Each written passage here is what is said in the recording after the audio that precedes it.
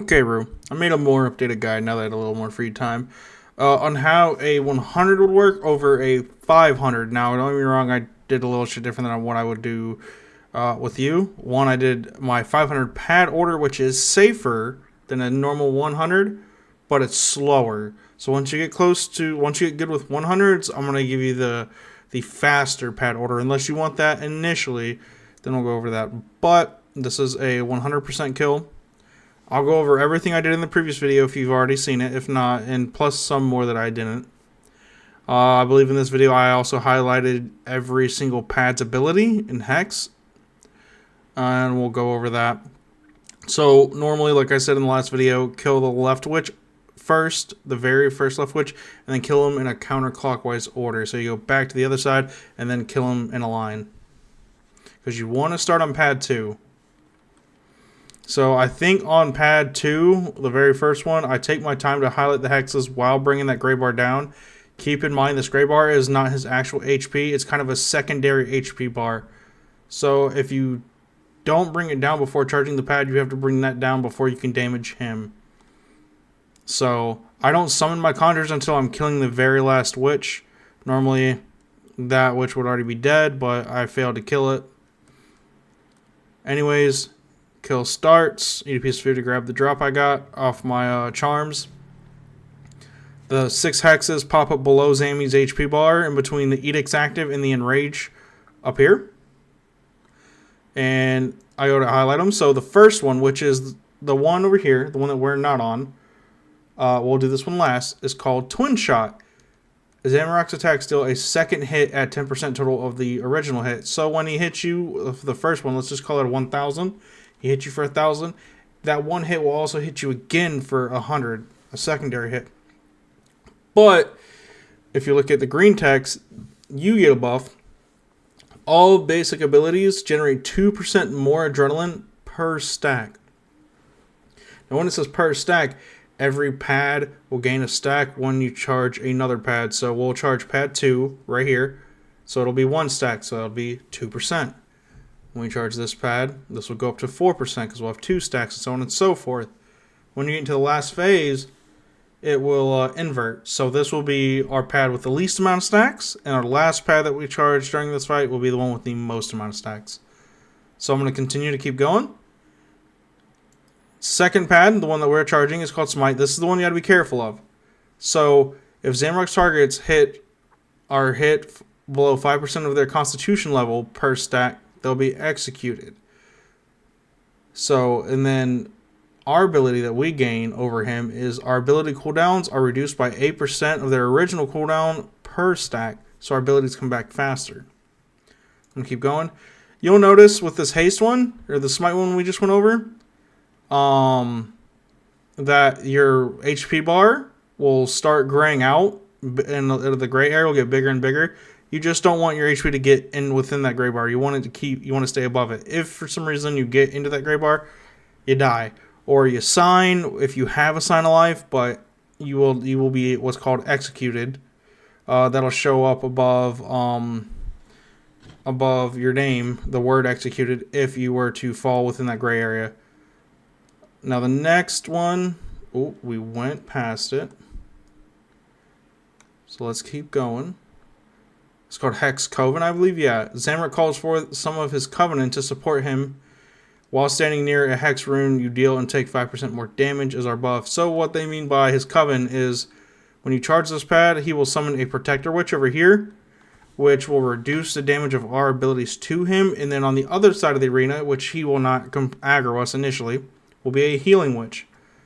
So our goal, at least normally this will be the very last pad you charge in 100s. Because you don't want to deal with them. You just nuke them down on this pad. But in 500s, I like charging it and go ahead and getting them out of the way. But in 500s, you can save this for last. But anyways, basically, you want to kill this Protector Witch before you start pulling him towards the healer. You don't want to deal with them both at the same time. It just makes him annoying to deal with. So I'm going to keep the video going. We're going to go over to the next hex. So, Disintegrate basically means even though if you pray the right prayer, he'll hit a little harder through your prayers per stack. And any shielding effects, which includes our defensives. But we gain Guardian's Triumph. After casting an ultimate ability, your next basic ability consumes Guardian's Triumph, increasing the damage it deals by an extra 20% and heals you for 8% of your missing life points per stack. Pretty big. But we got to watch out for the pushing 7% damage through any shooting abilities, which just make sure you stay on top of your prayer swaps. To give you an idea of what to know he's going to throw, his right hand, which he has about to throw an ability out, is always a range attack, and the range attack looks like a spike. The left hand throws a ball that will always be magic, so that's the spike right there. Lets me know range hit. Now, this next one is called Chaos Traps. He will spawn traps all over the arena, and every pad will gain a trap. So when you charge this pad in particular, get off of it. The moment it gets full, get off of it. And you're going to do that with every pad after that. So you're going to get off of this, you're going to get off of 6, and you're going to get off of 1 immediately. If not, you get stunned and hit for magic damage. So now he switched to his left hand. As you see, there's the ball, magic hit. This last pad, when Zamorak targets heal, the amount will be reduced to 0, which I don't understand. That's always been kind of eh. It just basically means your food will heal less. But while below 60% of your maximum life points, outgoing damage is increased by 6% per stack. This is why it's one of the last ones we charge, because our damage in the last phase, with this being inverted, so it becomes our second highest pad charge, becomes insane. Anyways, I'm going to continue the video. Now keep in mind, the rotation I'm going to tell you to do on every pad, literally just keep a bloat on them.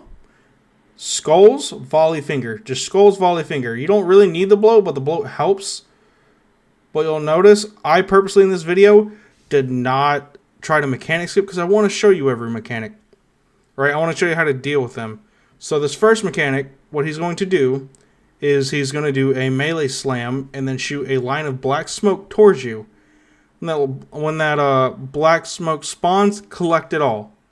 Because you're going to get a bar above your head that's ticking downwards. It's going to be a bomb, but if you don't collect all that black smoke, he will then use it to buff him in the last phase. Now, I wouldn't use Devo for this big melee hit coming up. I would use Reflect, because it doesn't hit too hard unless you're high in range. So I'd use Reflect, and then after his first auto, Devo. And the reason is when you get that bomb, you can res it. So go ahead, take the melee hit, collect all the smoke, Devo, and then res when the bar's at like half. And then you'll heal for whatever bomb damage you get. So I purposely like step off and I don't attack him anymore. He's going to slam his wings down on the floor. Well, this world will burn. I switch to melee and I pop Reflect.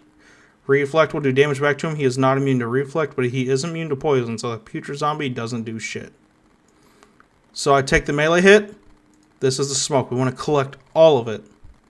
And as you can tell, let me see here, there's a bar above my head that's counting down. You'll watch me Devo. Now none of his autos can take my res from me, and then I res the bomb. Now I was full HP, so the bomb didn't heal me at all. But what I like to do before we go up to the switch, which in order to get to the witch, we hit this button right here. So our extra action button, kind of like the Zuck fight. Get this gray bar down. Just get it all the way down. And when you go up to the witch, always anticipate your freedom, because it will stun you immediately. So I go ahead and work this gray bar down. I like to keep a bloat on him because he'll heal consistently while you're up there. Bloat kind of mitigates the healing. As you can tell, his HP goes up and down, up and down. Now, what I do with the witch, just invoke death, let the conjures do their thing. You could pray soul split on higher ranges. I wouldn't recommend it. And also, when the pads are charging at full charge, I'll show you that in a second, you can soul split. So I step on the pad. Now this next ability is the hardest one for people to learn. So what he's going to do is he's going to say step into the world of darkness or step into a tomb of darkness. You're going to want to anticipate or freedom the moment you see that text, and he's going to shoot a symbol. One of those symbols above the pad, he's going to shoot a symbol above your head. The moment that symbol reaches your character, fire a stun. You only have 2 in Necro. That's Soul Strike, which is why I keep it right here in the bottom left-hand corner, or your tier 70, 80, 90 main hand, whatever you want to call it. I assume you have it in an Essence of Finality. So you'd click your Essence of Finality right here. Anyways, so he pops it. Now right here, right where he's like doing all this fancy shit with his hands and stuff, you know, because he wants to show off because I only got one, you can soul split all that. You don't have to worry about him attacking. So I'm focused on the Protector. Now he says step, there we go, step into a world of dark and meet your doom. He then shoots a symbol on my head, which looks like the 4. The moment it goes from like being very big to landing on top of my head, I go ahead and stun. So look, it looks massive, right, as it's coming at me. Get small. Right when it gets small, throw the stun. Kill the demon immediately. You'll know if you did this mechanic right, and I highlighted this when I was doing the kill. Let me see here. Because it'll say, Zamorak's powering up has been disrupted, watch out. If you fail to stun him, he charges a bomb. Now you can do a couple things here. I would recommend something very simple. So if you miss this, and he charges a bomb, you can't necessarily see this ability down here. It's a guy with a red flag. It's in your defensives. It's called Immortality. Barricade will not work. Immortality will basically allow you to die and then get resurrected. Pop that. If you don't stun him, pop that every time. Okay? But assuming that you did get the stun off, you're going to go ahead and kill this demon and watch the symbol above your head. Because in order to get out, you have to touch a symbol. And it has to be the one that's above your head. If you go to a different one, you will take a massive amount of damage. That's why I'm circling this, and I'm circling the big 4. I have a 4, so I need to go to 4. Now, keep in mind, he will throw special attacks as long as he's green bar. If he's red bar, he'll throw them. But if he's in gray health, he will not throw a spec at all. So I'm working to get him down so he can't throw another spec. He's in gray. I'm focusing on this Protector. And I'm watching his autos as I'm killing him. And then I am jumping over to the healer who was kind of over here. He was spawned in, but not within aggro range. What I like to do is I like to go past him so it pulls Zami close to him, and then I skulls, and then it just bounces between the two. So that's what I do here, is I pull myself on the other side of the witch, and then I skulls, and it just bounces between the two. And then I go to the next pad, which will be pad 4.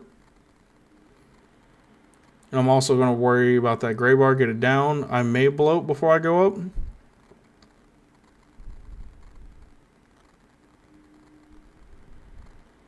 Oh, living death for whatever reason. Oh, it's because I thought the witch was dead. Also, if you fail to kill the witch, you'll also get this message while stepping on the pad. Zamorak's connection is to the runes are too strong, letting you know that the witch is still alive. So you go back up.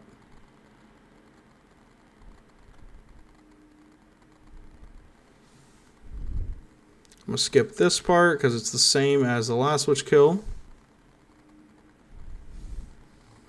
Once again, he's throwing his range attack. Now, not this pad, but the following pad are the bombs. So once again, go off, skulls, volley, skulls and volley and finger.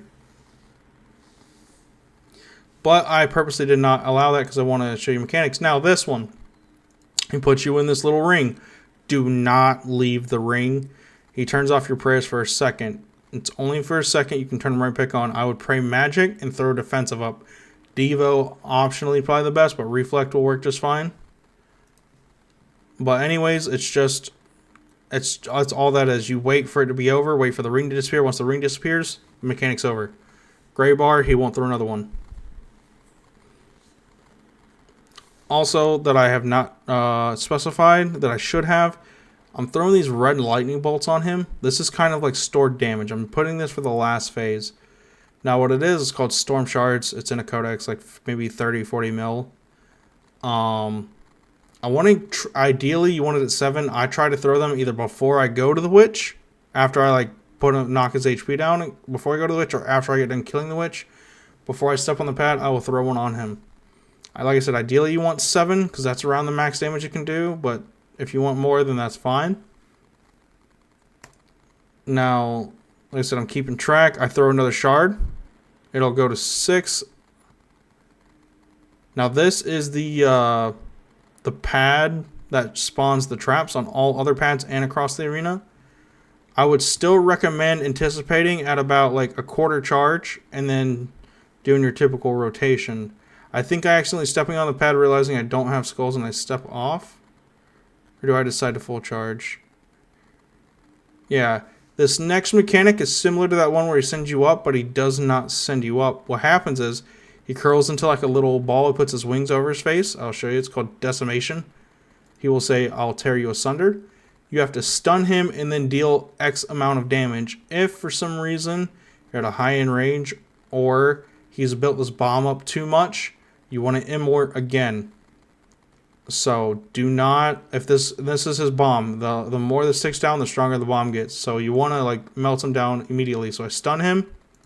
Now I got to deal 14 damage. So I wonder if my stun dealt all the damage but 14. But there is the bomb. Now you want to throw a defensive or a Vit Pot, assuming that you're high HP. If you're not, you want both a defensive or a Vit Pot. So I just Vit Pot and I still took a 5k and he barely got to charge it. But once again, I'm going to get this gray bar down. These are the mines. These little like pulsating things on the pads. They do magic damage and they stun. So you want to like Devo and anticipate and get on. But keep in mind, he may be throwing range. So if you get him throwing range and you have these mines, you're going to want to Devo and Reflect so it covers one while mitigating the other. So the last mechanic, he just spawns 2 rings. One ring that he's standing on top of and a ring that is way outside. And in between those 2 rings is a circular lane that a black smoke travels. Always stand in the southwest of the ring, no matter where it is in the arena, and I'll explain why once you get the visual. So charging the pad, like I said, I'm purposely not throwing any big damaging abilities out so he can do the mechanic. This ring was kind of spawned in a bad spot, but nonetheless. So he says you're already dead. This means the ring's coming out. So I'm going to go over here, like on this left side of the pad. As I said, he has his red ring and then the outside red ring. This black smoke does typeless damage and also stuns. So I would like to anticipate. The reason why we stand in the southwest is because a lot of nerds figured this out. The smoke always rotates around a lot, but for some reason the southwest side, which I'm more west than southwest, I should be like right here. The ring has a hard time coming back to the southwest. It rarely comes back to the southwest. So once you get in the southwest, you're fine. I should have been a little more down, like over where the pad's at, but that's fine. Now, the last pad is on the complete opposite side of the arena. As you can tell, since I'm west, the smoke touches me. I went ahead and freed him so I didn't get stunned. And do not leave this area. Don't stand any in the red area and don't leave the ring. Keep in mind, mines are all over the arena. This also has a mine on it, so I went ahead and surged to it and blew it up before he could throw an auto out and hit me with it. So that's all the mechanics. That is every single mechanic, phase 1 through 6. I went over. Now that he's done them all, he'll go circle back to the melee one. So we're going to kill the witch. Now keep in mind, when we kill him, he'll get sucked into this big red orb that you just seen. But the fight's not over. The last phase is actually where the witch spawns in the little Infernus area. And I'll explain this. The P7 is what really, like, once people get to understanding the fight, P7 is the learning curve. I killed him a little too fast here because every time you charge a pad, the pad gives you adrenaline back. I killed him a little too fast before the pad could fully, like, charge, which is fine. But while he's disappeared, is that when his HP spawns, I spam Invoke Death. Because then I can invoke the death for the demon that spawns.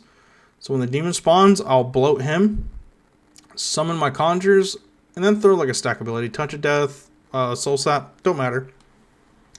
I invoke Death again, apply it to Zami, and throw a Vuln Bomb.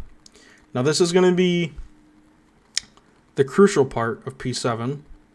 One, make sure you see what runes he calls. Always keep an eye on him because he's going to call 2 runes if you're solo, 2 runes if you're duo, and then he adds an additional rune if you have a third player. So it'll be 3 runes for 3 players, 4 runes for 4 players, so on and so forth.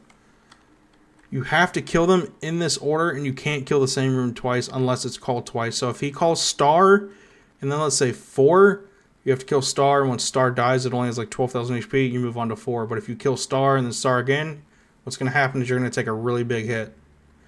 So in this one, he'll call star and B. Now here's the great thing about Zami, but it can also get a lot of people killed with Necro. You cannot use skulls on this phase unless he calls B. If he does not call B, what happens is you throw skulls and it'll bounce between him and B. And I don't know why it thinks B is not a target, but it'll bounce between these two. If for some reason he calls star and 4 and you still skulls and you hit B twice and B blows up, you will take that massive hit. So once again, if B gets called, which it will this kill, then you can skulls. If B does not get called, do not skulls. What I would recommend doing is I'm going to play through this kill more. As you can see, 12,000 HP. The moment this thing dies, which it'll give a big purple message, there's my second rune. It just called B. So that means I kill this and I run to this. This one's about to die. It'll say Uber Heal, which means it just resets its HP. Now I go to B and kill it. Now, before B dies, when it gets to like halfway health, I want to Devo, because his first big hit is going to be 2 melee hits. And then he throws a big bomb out. So when B dies, I already have Devo going. I'm going to shatter that damage I stored, those stacks. I'm going to shatter. And then I'm going to reflect and Vitpot. Vitpot is the most important here, but reflect and Vitpot. You can also throw in a Disruption Shield to help mitigate the damage as well, but these two are just enough. So I throw, there's the melee hit coming, the bomb, dead. Now ironically I get to drop this kill, and this is a way to show how you get the drop. Sparkles, the green sparkles from the swords, will show up underneath your character. That's how you know you got a drop. If these green particles show up, you have a drop. You have a unique of some sort. So I think I went ahead and sent this to Broman first. But nonetheless, this is how Zami works. Please DM me if you have any questions. If I'm asleep, I'll answer you when I wake up. But I ended up getting a bow piece. I finally got my fucking bow piece. I was pissed the fuck off because I went 14 uniques in a row without a bow piece. If you know anything about Zami, unless you get like a vestment chest or legs or a bow piece, it's a pain in the ass. But nonetheless, that's how Zami works. Like I said, don't hesitate to ask me questions. I know this is probably a lot to deal with, given certain bosses that you have already done, but this is Zami in a nutshell. This is how I learned it. I learned it actually with Magic, but then I relearned it with Necro. So until then, Rue, doses. Tell Jimmy I love him, and I'll get him his hot dog roller.